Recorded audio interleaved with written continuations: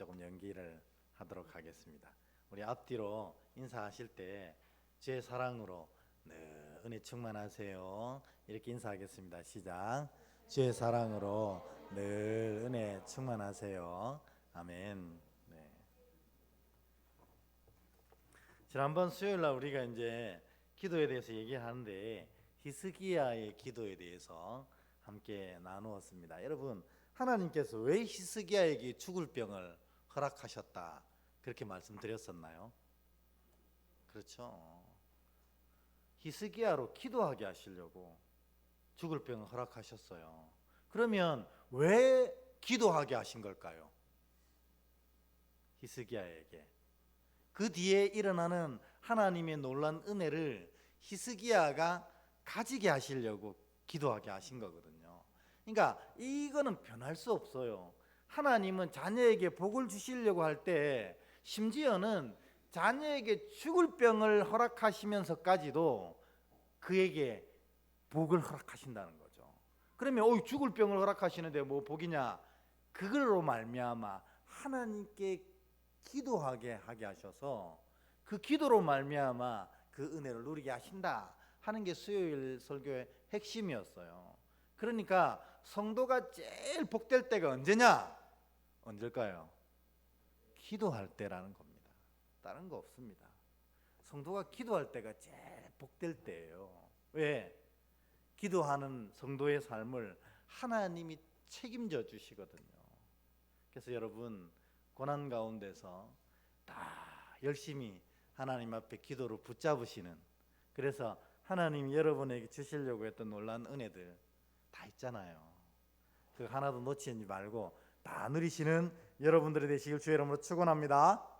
네, 오늘 또 이제 기도에 대한 얘기를 계속해서 이어서 하는데 설교 제목에 보면 기도하면 먹는 것이 바뀐다 이렇게 얘기하고 있습니다. 도대체 이게 무슨 말인지 오늘 이 얘기를 좀 함께 나눠볼까 하는데, 사실 오늘 본문은 주기도문이거든요. 여러분, 제가 기억하기로, 여러분 기억하세요? 제가 이 교회 부임해서 5월달에 부임해서 첫 강해를 시작한 것 중에 하나가 주기도문 강의였었는데, 그래서 이 주기도문은 예수 그리스도의 신학, 예수 그리스도의 사상, 우리가 이걸 이렇게 표현해서 그렇지 다른 말로 뭐예요? 하나님의 뜻, 우리를 향한 하나님의 뜻이 축약되어서 기도문 형식으로 제자들에게 알려주고 제자들에게 가르쳐 주신 정말 신앙의 핵심 중 핵심이 주기도문입니다. 그래서 제가 이 교회 부임해서 맨 처음 이 강의한 설교 중에 하나가 주기도문이라는 겁니다. 그만큼 주기도문은 굉장히 중요한 믿음의 고백들을 오롯이 담고 있습니다. 그런데 예전에는 이거를 이 선지자들이 제자들에게 알려줄 때 기도문 형식으로 많이 알려줬어요. 그래서 늘 외울 수 있도록, 기도하면서 늘 그것을 다시 한번 되새길 수 있도록 그렇게 한 것입니다. 근데 이제 이 주기도문이 오늘날 시점에 조금 오해되어서 사용될 때가 너무 많이 있는 것 같습니다. 크게는 뭐 세 가지라고 할 수 있는데, 첫 번째 뭐냐면 우리가 흔히들 이 사회를 보는 분들이나 예배를 인도하는 분들이 이렇게 예배를 마칠 때가 있습니다. 우리 주기도문을 외면서 오늘 예배를 폐하겠습니다, 이렇게 얘기할 때가 있다는 거죠. 뭐 그게 틀렸다 맞다 이렇게 얘기할 수 없지만 주기도문은 사실은 신앙의 골자요 핵심이기 때문에 예배를 폐하는 데 쓰는 형식적인 기도문이 아니라는 겁니다. 그래서 저도 사실 이 주기도문으로 예배를 폐하는 것을 좀 꺼려합니다.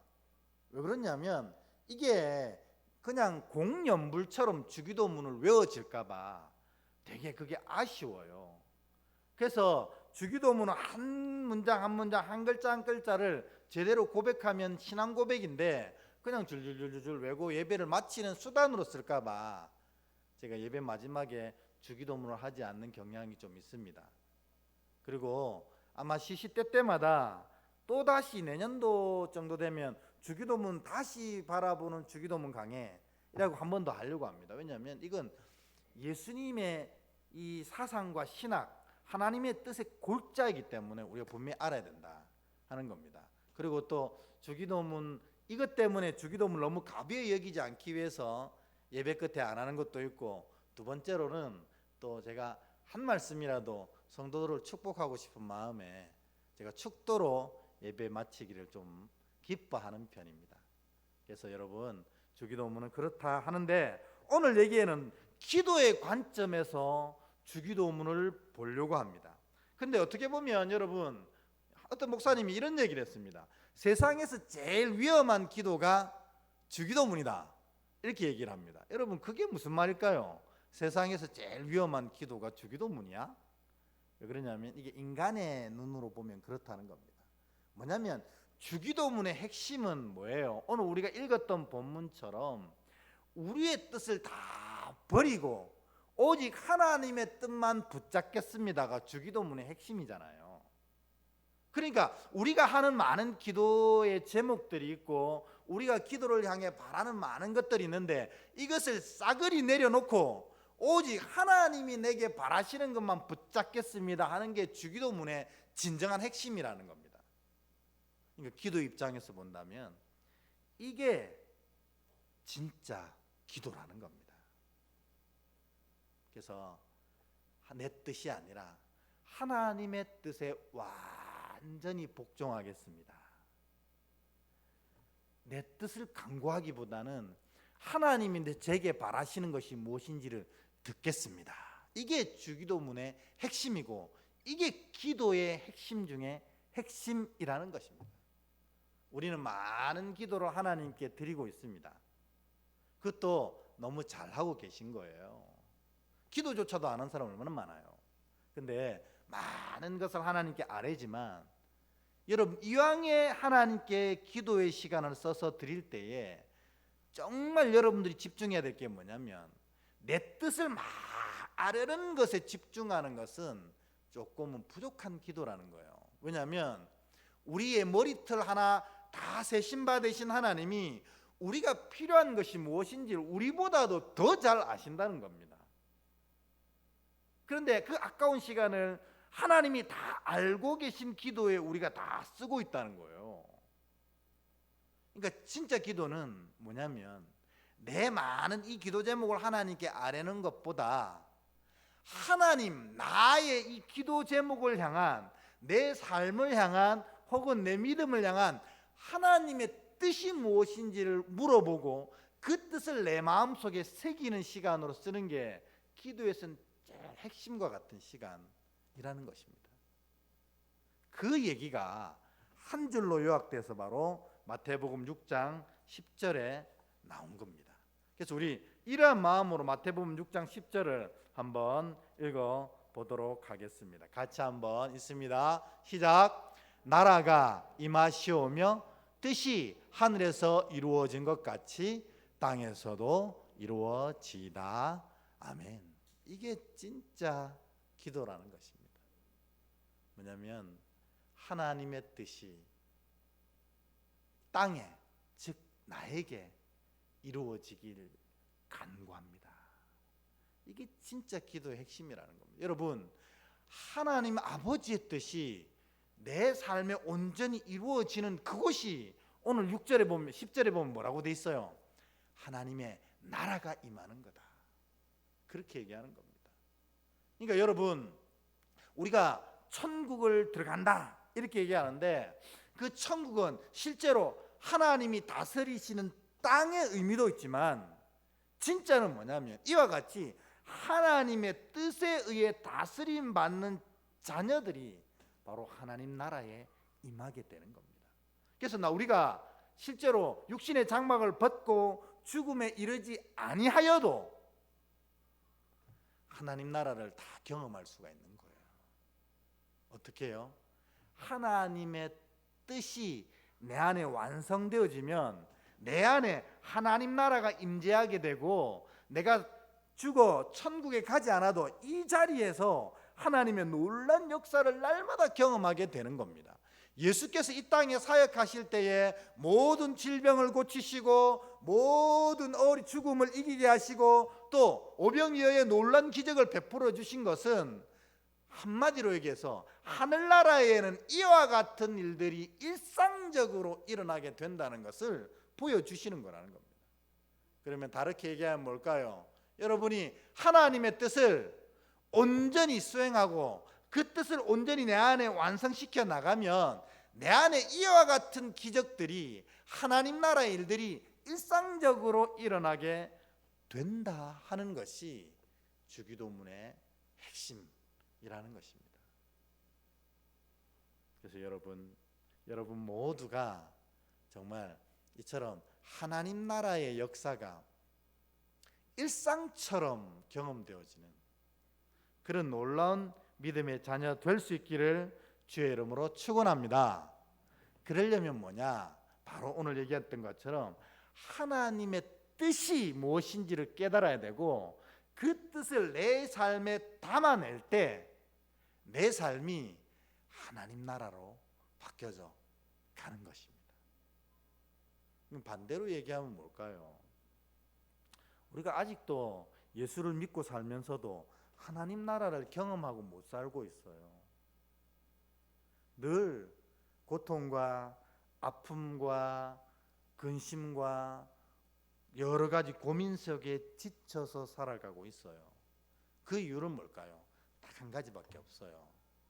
나를 향한 하나님의 뜻을 내 삶에 온전히 내가 채우지 못하고 있다는 겁니다.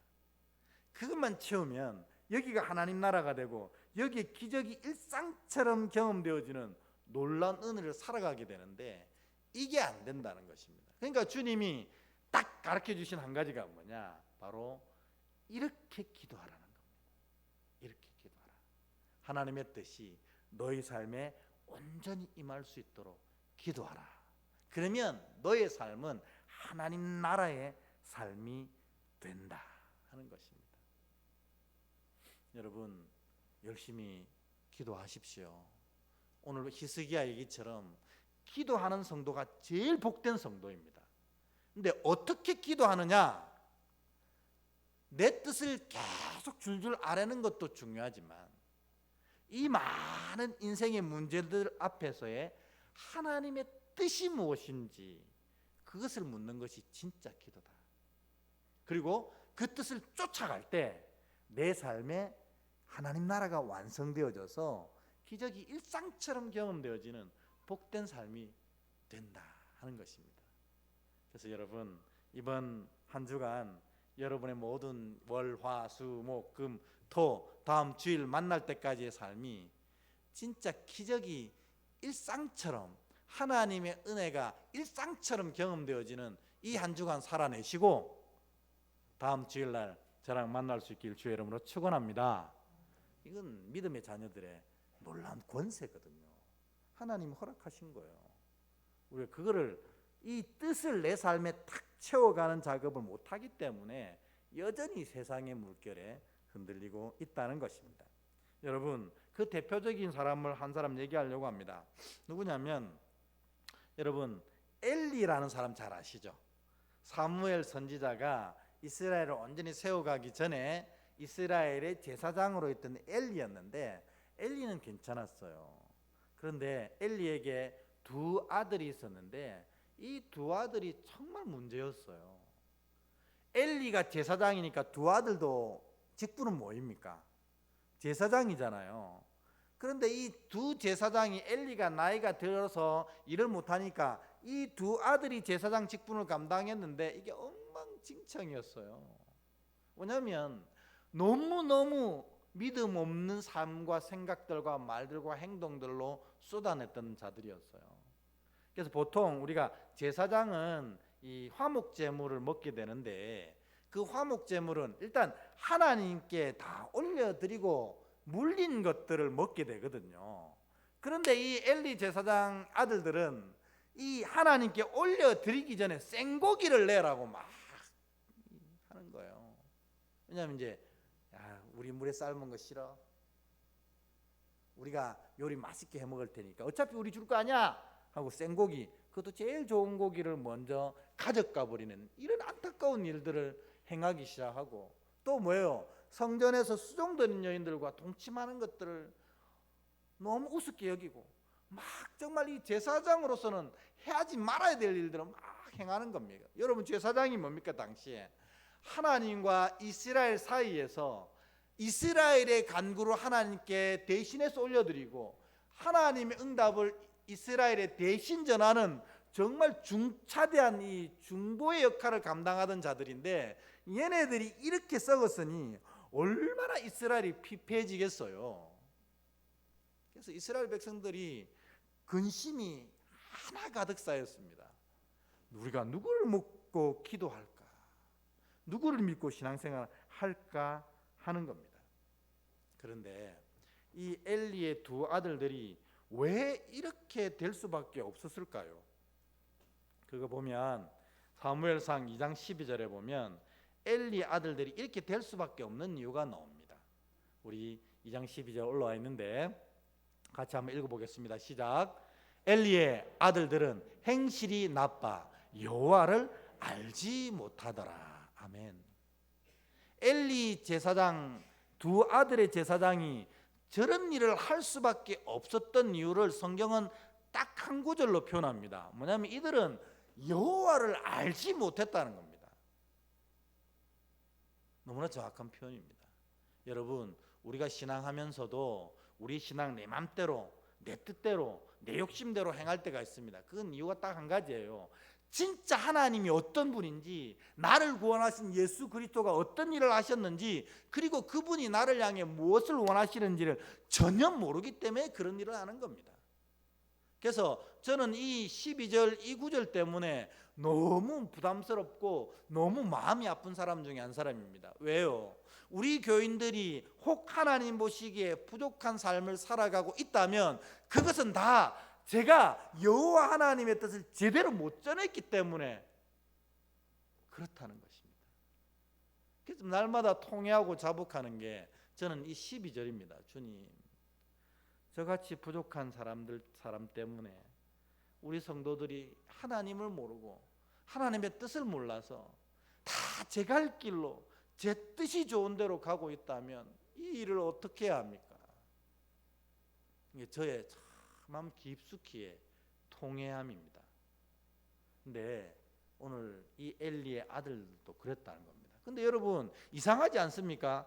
엘리는 그 유명한 제사장인 엘리 아들들은 엘리의 아들들이었어요. 그러니까 뭐예요? 엘리는 하나님을 알고 하나님을 가리키는 전문가였다는 겁니다. 그런데 이 하나님을 향한 전문가인 엘리 밑에 있으면서도 엘리의 아들들이 하나님을 몰랐다는 것은 전적으로 이 엘리 아들들의 책임이 아니고, 실제적으로는 이런 일을 일으킨 것은 전적으로 엘리의 다 책임이라는 겁니다. 엘리가 이 아들들을 가르치지 못했다는 거예요. 자기는 하나님을 향한 전문가로 살아가면서도 자녀들에게는 그것을 제대로 못 가르친 것입니다.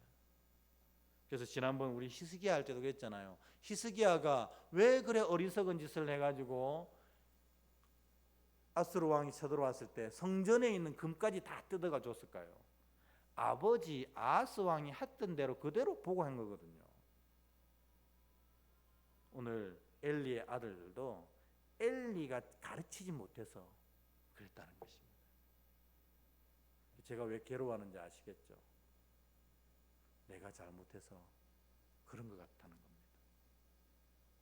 근데 오늘 이 사무엘 한 장 더 넘어가 보면 3장 10절에 보면, 그러면 어떻게 하는 것이 영적 양육의 핵심인가 분명히 나와 있습니다. 3장 10절 한번 보도록 하겠습니다. 같이 읽습니다. 시작. 여호와께서 임하여 서서 전과 같이 사무엘아 사무엘아 부르시는지라. 사무엘이 이르되 말씀하옵소서, 주의 종이 듣겠나이다 하니. 아멘. 이게 여러분 자녀를 향한 영적 양육, 또 저희 목회자를 살아가는 저의 영적인 지침입니다. 뭐냐면 신앙이란, 믿음이란 다른 게 아니라 하나님이 하시는 말씀을 듣고 그 말씀을 내가 순종하는 것이 신앙이요 모든 가르침의 핵심이라는 것입니다. 그러니 다르게 얘기하면 순종하지 못한다면, 순종하지 않는다면 우리의 믿음의 자리가 순종으로까지 나가지 못한다면 그것은 다 아무런 쓸데없는 것에 불과하다는 것이에요. 오늘 주기도문이 바로 이 사무엘상 3장 10장을 얘기하는 거거든요. 뜻이 하늘에서 이룬 것 같이 땅에서 하나님이 이 우주 가운데 그 뜻을 완성하신 것처럼 너도 하나님의 뜻을 너의 삶에 채워가라. 말씀하옵소서 주의 종이 듣겠나이다. 이게 바로 모든 신앙의 가르침의 핵심이기도 하고 신앙의 고백의 핵심이기도 하고 무엇보다도 기도의 핵심이라는 것입니다. 그래서 좀 전에 기도는 되게 두려운 것이다 그렇게 얘기했잖아요. 왜냐하면 내 것 다 내려놔야 되니까 위험한 것이다 그렇게 얘기했습니다. 그분이 이렇게 얘기했어요. 또 뭐라고 했냐면 기도는 정권 교체와 같다 이런 얘기했습니다. 그런 것 같습니다. 여러분, 누군가가 정권을 잡으면 자신의 정책대로 모든 것을 다 행하잖아요. 그러다가 정권이 바뀌면 그 앞선에 했던 사람들의 정책은 다 무너지고 또 새롭게 정권을 잡은 사람의 정책으로 다 진행되게 돼 있어요. 기도가 바로 그렇다는 겁니다. 이전에 내 인생은 누구 마음대로 했냐면 내 생각과 내 판단 마음대로 행했습니다. 그러나 내가 기도를 하겠다고 한 순간부터 이 정권이 교체되는 거예요. 그래서 이때 이후로는 내 마음대로 무엇을 행해 나가는 것이 아니라 하나님의 마음대로 하나님의 뜻대로 행해 나가겠다. 이것이 진짜 기도요. 기도의 중심이라는 것입니다. 그럼 여러분 여기까지 이렇게 얘기를 하고 나면 뭐 궁금한 거 하나 안 떠오르세요? 안 떠오르시는가 봐요. 그러면 하나님이 다 하시지 뭐 한다고 우리 보고 기도하게 하시는 거야. 하나님 뜻대로 하나님께서 이루어 가셔서 하나님이 완성하시잖아요. 그러면 뭐 하나님 다 하시지 왜 우리를 굳이 기도 자꾸만 하라고 하시냐. 하나님의 뜻을 배워서 하나님의 뜻을 내 삶에 채워가는 작업에 왜 우리를 동참하게 하시냐는 거죠. 여러분, 이제 제가 이제 어떤 이제 저를 아끼시는 분들이 좀 있나 봐요. 그래서 저를 아끼시는 분들이 이제 고생한다 싶으면 한 번씩 전화가 와가지고 나오세요. 맛있는 거 사드릴게요. 맛있는 거 먹고 힘냅시다 하거든요. 그래서 이제 따라가 보면 참 맛있는 걸 사주실 때가 있어요. 그래서 제가 식당에 가서 맛있는 거 얻어먹고 나면 딱 거짓말 하나도 안 보태고 두 그룹이 생각나거든요. 맛있는 거 먹고 나면 첫 번째 떠오르는 그룹이 뭐냐면 우리 가족들이에요. 그래서 너무 맛있어서 다음에 우리 가족들 한번 데리고 와야겠다 이 집에 그런 생각 들고, 두 번째 미안하지만 첫 번째는 아니었어요. 두 번째 떠오르는 분들이 우리 교인들하고 한번 와야겠다. 그래서 저랑 그런 집에 몇 번 가신 분 계시죠? 이제 그분이 특별히 사랑해서가 아니고 그때 때가 딱 맞아서 그런 거예요. 가고 싶어도 이게 시간이 잘 안 맞을 때가 많더라고요. 어쨌든 저희가 맛있는 걸 딱 먹고 나면 가족들이 떠오르고 교훈들이 떠오르는 건 정말 거짓말 없이 정확하게 정직하게 대답해서 이 두 그룹이 떠오릅니다. 다음에 같이 와야지. 하나님이 하나님의 뜻대로 세상을 모두 다 이끌어 가시는데 왜 우리 보고 기도하게 하시느냐면 하나님이 이 기도의 잔치에 초대해서 그 기도의 은혜를 우리로 누리게 하시려고 히스기야에게 기도하게 하신 하나님과 똑같다는 것입니다. 그러니까 여러분들 이제 여러분이 기도할 때 오직 하나님의 뜻을 간구하고 그 하나님의 뜻대로 내가 살아갈 수 있도록 애를 쓰고 노력하고 수고해야 되는데 왜 하나님 다 아시면서 이렇게 하게 하시는가? 그 기도의 열매들을 기도하는 내가 누리게 하시려고 하나님이 이 역사를 이뤄가시면서 저처럼 떠오르는 사람이 있다는 거예요. 가족들 떠오르고 교인들 떠오르는 것처럼 하나님은 떠오르면서 김집사가 떠오르고 박집사가 떠오르고 이장로님이 떠오르는 거예요. 그러니까 그가 이 은혜를 같이 누렸으면 좋겠다. 그래서 하나님이 우리를 기도로 초대하시는 거라는 겁니다. 여러분, 이 사실을 잘 기억해서 오늘 또 하나님이 여러분을 향해 기도로 초대하시잖아요. 이 초대를 가벼이 여기지 마시고 그 기도에 아멘 순종하셔서 하나님의 뜻을 내 삶에 채워감으로 말미암아 그 뜻이 내 삶에 이루어지는 아름다운 하나님의 나라, 그 놀라운 기적을 일상처럼 경험하는 여러분 되길 주의 이름으로 축원합니다. 내가 이렇게 딱 고백하고 나면요, 빌립보서 2장 13절에 나와 있는 은혜를 경험하게 된대요. 빌립보서 2장 13절 한번 보겠습니다. 같이 읽습니다. 시작. 너희 안에서 행하시는 이는 하나님이시니 자기의 기쁘신 뜻을 위하여 너희에게 소원을 두고 행하게 하시나니 아멘. 이처럼 내가 이제 하나님께서 나로 기도하게 하시는 것은, 하나님의 뜻을 내 안에 채워서 이 뜻을 순종케 하시는 것은 하나님이 이 뜻으로 말미암아 이루실 하나님의 나라와 역사와 은혜를 내게 경험케 하시는 거구나.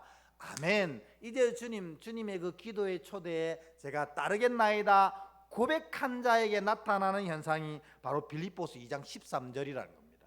그게 뭐냐면 오늘 읽어보면 너희 안에 행하시는 하나님이시니 자기의 기쁘신 뜻을 위하여 너에게 소원을 두고 행하게 하시나니, 이렇게 되어 있습니다. 그렇게 고백하는 자에게 두 가지를 허락하신다고 얘기하는데, 첫 번째 뭐냐면 소원이 넘치게 하신다는 거예요. 그러니까 진짜 기도하는 사람은 날마다 소원을 꿈꾸는 자가 되는 거예요. 왜? 하나님께서 기적을 일상처럼 내 삶에 만들어 주신다는 걸 알기 때문에 기도하는 자들은 여기 소원이 넘쳐나는 거예요. 여러분, 여러분의 이 영혼과 마음과 얼굴에 기도로 말미암아 주시는 하나님의 소원들이 넘쳐나길 축원합니다. 그 핵심이 뭐냐면 하나님이 하실 거라는 겁니다. 하나님이 하세요, 틀림없이. 내가 볼 때는 그게 더뎌지는 것 같고 지금 와야 되는데 너무 때가 안 맞는 것 같아도 돌이켜보면 하나님이 다 하신다는 거예요. 소원이 내 안에 자리하게 되고, 두 번째 뭐냐면 소원을 둘 뿐만 아니라 행하게 하신다, 이렇게 돼 있어요. 요 행하게 하신다는 단어 에네르게오라고 써 있는데, 이게 뭐냐면 요즘에 우리가 흔히들 쓰고 있는 에너지라는 단어의 기원이에요. 그러니까 기도하고 있으면 이 안에 뭐가 생기냐면 에너지가 생기는 겁니다. 에너지가. 그러니까 내가 진짜 하나님의 이 부르심, 기도를 향한 초대의 부르심에 응답하여 나가면, 그래서 그 뜻을 내 삶에 채워가길 원하면 그 뒤로 바로 생기는 게 뭐냐면 소원이 생깁니다. 소망이 생깁니다. 하나님이 하실 거다. 그 다음 뭐예요? 하나님께서 그런 고백이 있는 자에게 오늘 말씀처럼 에너지를 채워가시고 그 에너지로 행해 가신다는 것입니다. 그래서 이제 내가 사는 것은 내가 사는 게 아니고 하나님의 힘으로 살아가게 되는 놀라운 은혜를 경험하는 자가 된다 하는 것입니다. 그러면 그때부터 세 번째 단계가 뭐가 되냐면 오늘 설교 제목대로 먹는 것이 바뀌게 되는 것입니다. 먹는 것이. 우리 6장 11절에 보면 이렇게 되어 있습니다. 제가 그냥 읽을게요. 우리가 10절 읽었잖아요. 10절부터 읽겠습니다. 10절 11절. 나라가 임하시오며 뜻이 하늘에서 이룬 것 같이 땅에서도 이루어지이다.